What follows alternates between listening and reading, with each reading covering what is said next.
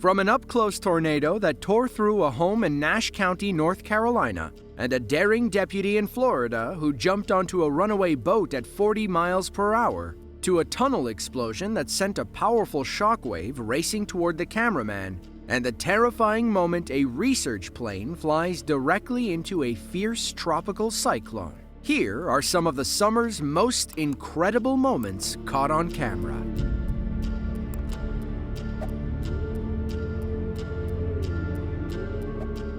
Mount Pacaya is an active complex volcano in southern Guatemala. In fact, it's among the most active volcanoes in the country. You can see Pacaya blowing its lid from certain vantage points in Guatemala City, which is about 30 miles away. But some people would rather get a little closer. On April 8th of 2023, a tourist and his friends hiked up a mountain near the volcano. As one of Guatemala's most active volcanoes, there was a good chance they'd see it erupt. Nobody thought they'd time it this perfectly. 6, 5, 4, 3, 2, 1, nothing.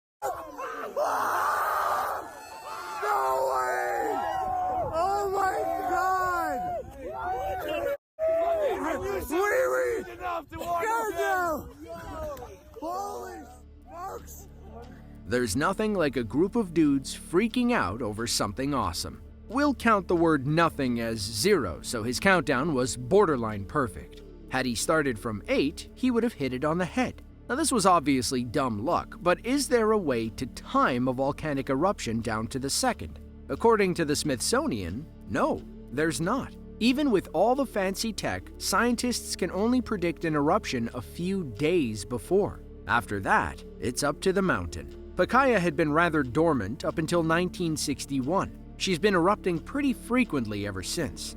Thankfully, most of them are strombolian eruptions, or weak explosions with intermittent lava flow. As long as you're standing a safe distance away, it won't hurt you.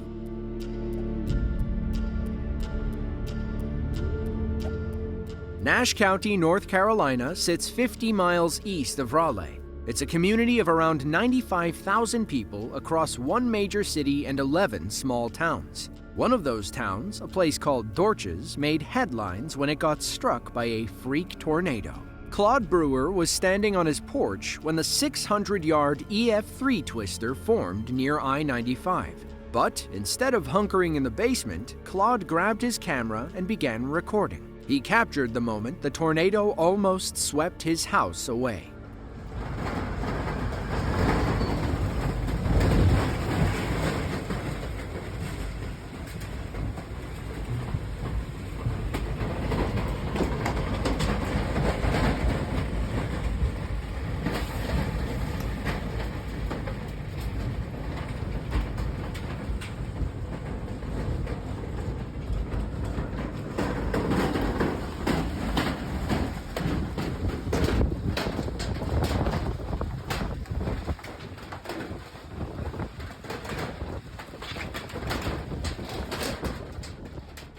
Much of the debris flying across Claude's yard came from his neighbor's house. He ran over to make sure that they were okay once the storm finally passed. When he got there, he found them digging themselves out from under the collapsed roof. According to the National Weather Service, the tornado had estimated peak wind speeds of 150 miles per hour. In fact, it was the first ever EF3 tornado recorded in North Carolina in July. It was strong enough to cause severe damage to a 1.4 million square foot Pfizer pharmaceutical plant in Nash County. Sheriff Keith Stone said the wind tossed 50,000 pallets of medicine around the building. The problem is, the plant produces anesthesia and about 25% of all sterile injectable medications used in U.S. hospitals.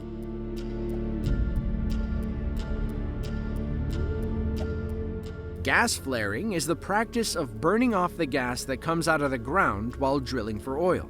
They look like giant flamethrowers sticking out of the ground. If you saw one, you might think something was horribly wrong, but it's actually a safety concern. According to the World Bank, gas flaring helps operators depressurize their equipment and manage unpredictable situations by burning excess gas. Now, while there are safe, OSHA-approved ways to light a gas pipe, some workers prefer to think outside the box. Take this worker, who used a literal flare to ignite the gas.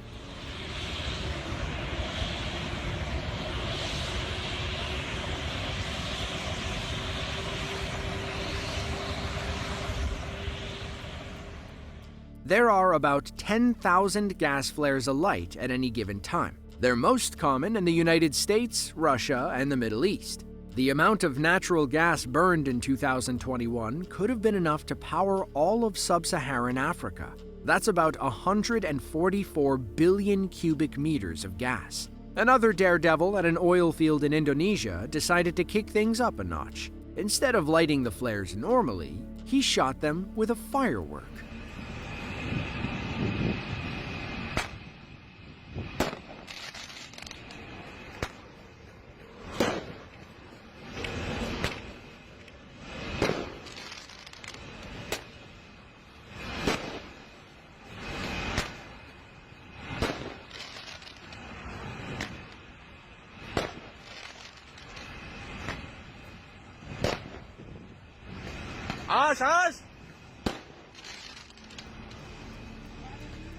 According to the EPA, flares are normally lit with pilot flames, the same way you'd light your gas stove. A tiny spark provides the ignition source, and the underground gas does the rest.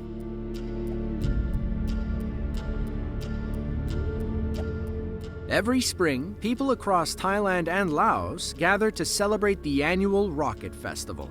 It's meant to honor Phaya Ten, the Buddhist god of rainmaking. That's why they host it before the rainy season. It's a way for villagers and farmers to pray for rain and a bountiful harvest. It's also a chance for local pyros to show off the rockets they've worked on all year.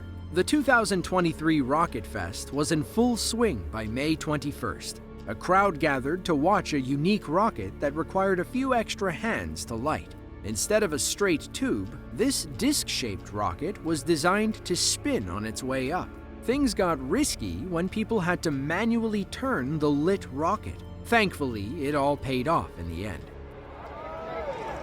หมุนวิ่งเลยนะครับเข้าบังเกอร์เลยนะครับวิ่งเราจะไม่ประมาทนะครับหมุนแล้วนะครับจุดติดแล้วบังเกอร์ครับเข้าบังเกอร์ขณะนี้นะครับทำการจุดแล้วควันขโมงช่างบงไฟครับเข้าบังเกอร์นะครับหมุนแล้วครับเข้าบังเกอร์ด้วยนะครับวิ่งเข้าบังเกอร์ด้วยครับอย่าประมาทนะครับอย่าประมาทขึ้นแล้วครับขึ้นแล้ว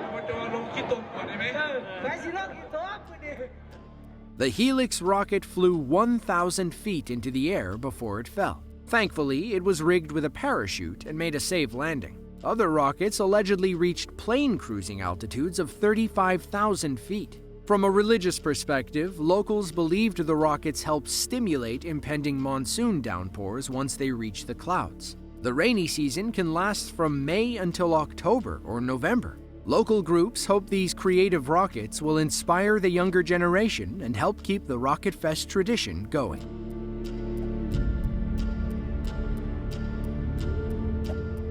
La Palma Island is a tropical paradise off the coast of northwestern Africa. It's part of the Canary Islands, an autonomous community under Spain's control. If you zoom in on a map, La Palma is the one shaped like a shark's tooth. Like the other Canaries, La Palma is one big volcanic island. While most roads wind around the mountains, one highway cuts underneath. The LP3 carries you east to west across the island. What makes this drive special is how the weather changes as you cross from one side to the other.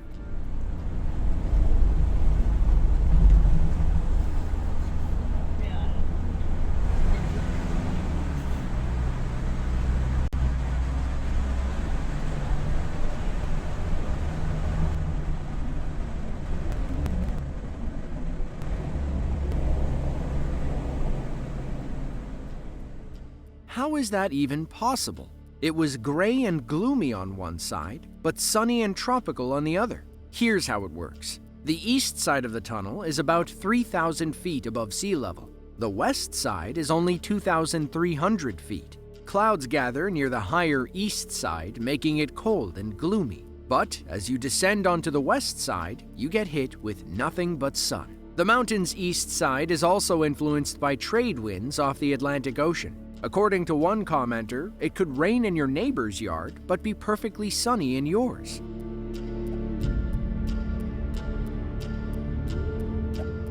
Sound waves are invisible to the naked eye.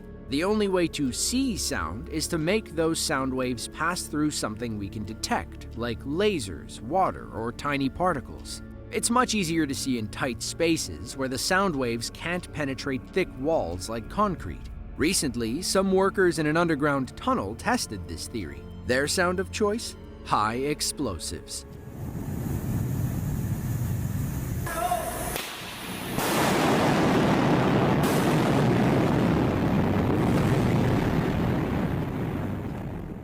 Now you might be thinking, that's a shock wave, not a sound wave. Now while that is true, they work the same way. Shock waves are transparent unless they pass through something you can see. So, in the case of this video, the shock waves passed through all the tiny particles in the air. That's why we can see them. Something similar happened in Italy earlier this year. Only this time, they used a bigger boom.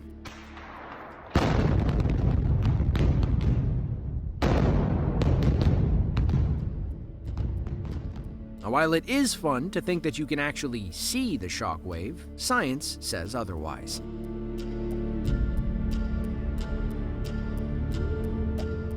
Johnstown Township is a small community in Barry County, Michigan. On the 4th of July, some locals gathered by a lake for a backyard fireworks show. Little did they know, they were about to see one of the most rare fireworks money can buy.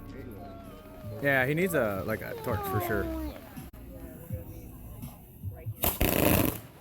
Holy shiz noisies. Oh, those are so cool. Wait for it. Oh, that is What? No way! No way! At first, it seems like something went wrong, but then the fireworks shoot out of the water and into the sky. It's an incredible sight, and something we're betting you've never seen before. Water fireworks, also known as water cakes, work differently than regular fireworks. Instead of shooting them straight into the sky, you shoot them at an angle over a body of water. The secondary fuse is delayed enough to let the fireworks land in the water. Then, they shoot up vertically like a normal 4th of July celebration. If you want to get your hands on one, you better look hard, as these are typically only sold to professionals. Maybe you'll get lucky and have a cool neighbor like these people.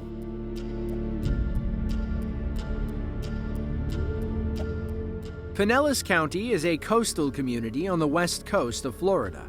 About 1 million people live in the area, which is part of the Tampa-St. Petersburg metro area.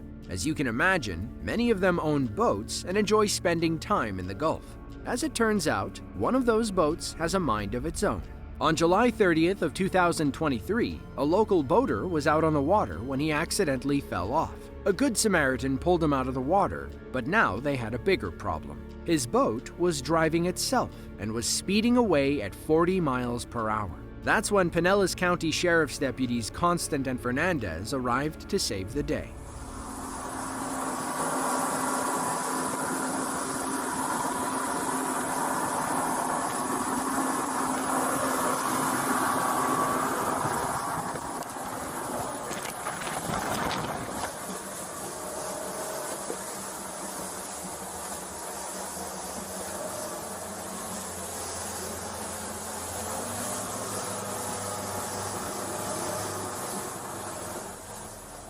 Our resident stuntman is Deputy Fernandez. He prepared to jump while Deputy Constant matched the boat's speed. One slip and Fernandez could have slammed into the Gulf of Mexico at 40 miles per hour. Thankfully, he executed a perfect jump. The Coast Guard had tried to stop the boat with a propeller fouler, or prop fouler for short. It's a device meant to get tangled in a boat's propeller and shut it down. When that failed, they called upon the Sheriff's Marine and Environmental Lands Unit. The Sheriff's Office released the body cam footage, urging boaters to always have their kill switch lanyard connected. That way, if you fall off your boat, it won't run away on its own. They also wanted to prove that Deputy Fernandez does his own stunts.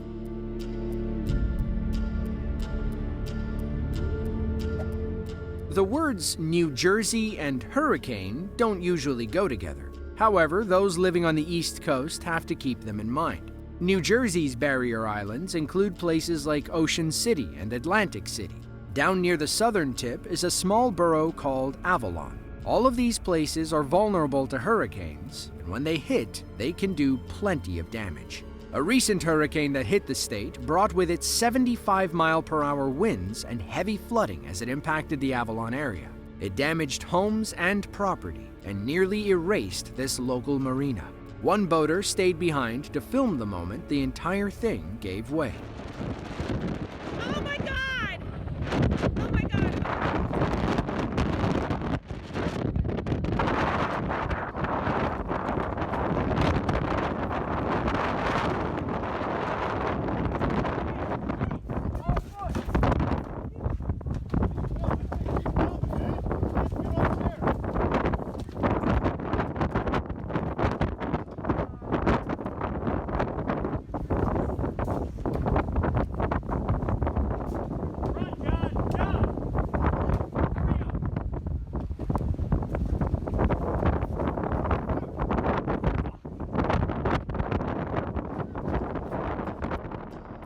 Ultimately, the waves broke the dock, not just the wind. The Avalon Marine Center was a popular place to store and rent boats. Several owners had to wait until the storm passed to learn what happened to their precious vessels. This hurricane left 1.3 million people without power after passing through New Jersey. Some had to wait over a week for crews to fix the lines. It didn't help that several tornadoes spawned in the area, only adding to the chaos.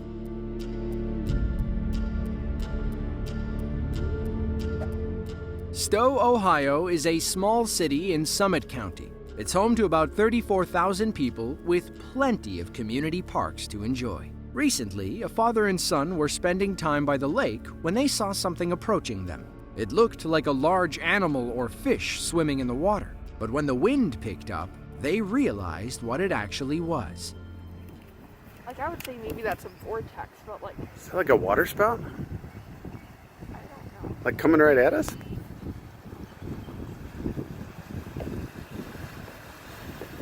Oh, we gotta get soaked. Whoa.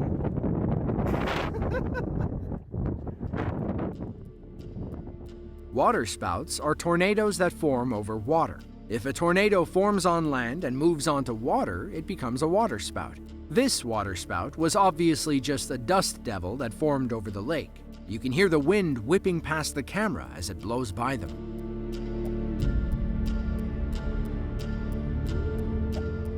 The 53rd Weather Reconnaissance Squadron is a one-of-a-kind operation. This brave group of men and women is a part of the 403rd Wing at Keesler Air Force Base in Biloxi, Mississippi.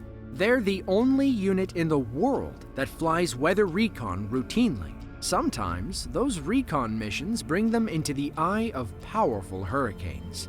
It's why they've earned the nickname Hurricane Hunters. The Hurricane Hunters track storms as they cross the Atlantic Ocean and enter the Caribbean Sea and Gulf of Mexico. They report to the National Hurricane Center in Miami with critical, life-saving information. On August 24th of 2023, the team flew out to survey Tropical Storm Franklin. The footage they gathered shows us what it's like to fly inside the eye of the storm.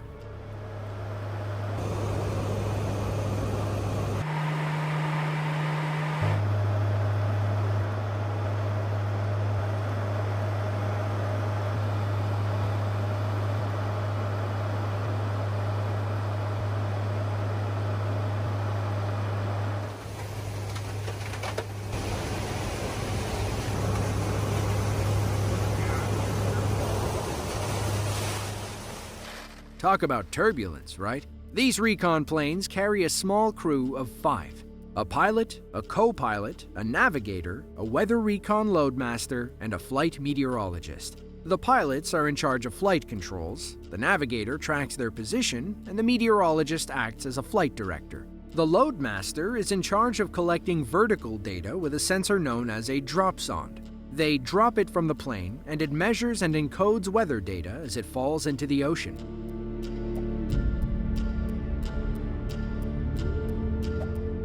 Nazaré is a popular beach town in Portugal, famous for big wave surfing. Waves routinely get as tall as 70 feet thanks to the Nazaré Canyon. It's the biggest underwater canyon in Europe and one of the largest in the world. Knowing this, a Brazilian surfer named Lucas Chumbo paddled into the ocean to surf the legendary waves. Lucas is regarded as one of the best big wave surfers in the world, so he knows exactly how dangerous these massive swells can be. On this occasion, the waves got the best of him.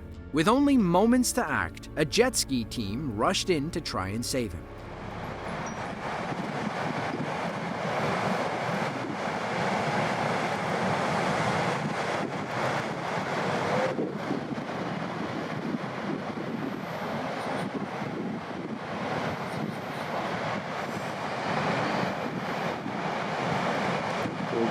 Go.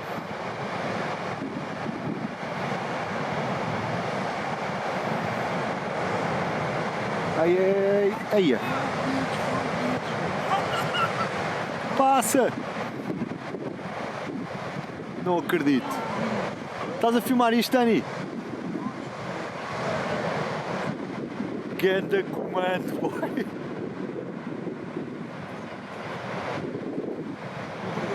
What the f***? You serious? I can't believe they made it, man. That was amazing. This just goes to show the dangers posed by waves of this magnitude. Despite his skill, he was no match for the waves. Let's not forget the bravery of those operating the jet skis. Just look at how close they come to being consumed by the massive wall of water. It's like something straight out of an action movie. They disappear in the white for a moment, but moments later they break through safely. The World Surf League called it one of the craziest rescues they'd ever seen. If you enjoyed this video and want to see another one just like it, be sure to click the link on screen now. With that, thanks for watching, and we'll see you next time.